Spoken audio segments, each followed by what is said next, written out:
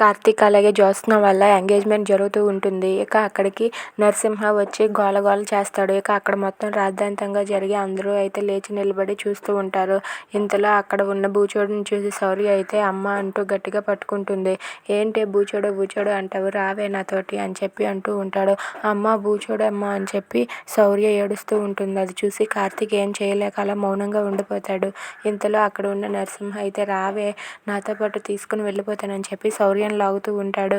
దాంతో అక్కడ ఉన్న దీప అయితే ఏం చేయాలో తెలియక అక్కడే బాధపడుతూ ఏడుస్తూ ఉంటుంది. ఇక నరసింహ అయితే నా కూతుర్ని నేను తీసుకువెళ్ళడానికి నువ్వెవరే అడ్డుతున్నావు, నా కూతుర్ని నేను తీసుకుని వెళ్తాను అని చెప్పి నరసింహ అంటూ ఉంటాడు.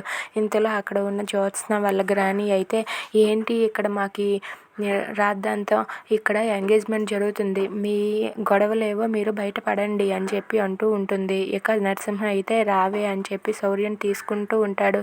అది చూసి శౌర్య అయితే అమ్మ ఏంటమ్మా ఈ బూచోడు నా నాన్న, ఈ బూచోడుకి నేను కూతురునా అని చెప్పి అడుగుతూ ఉంటుంది. దాంతో దీప అయితే అవునమ్మా తనే నీ నాన్న అని చెప్పి దీప అంటుంది. అది విని అక్కడ ఉన్న వాళ్ళంతా ఒక్కసారిగా షాక్ అవుతారు. ఇక శౌర్య అయితే బూచోడు నాకు నాన్న అని చెప్పి ఏడుస్తూ ఉంటుంది. If you like this video please subscribe.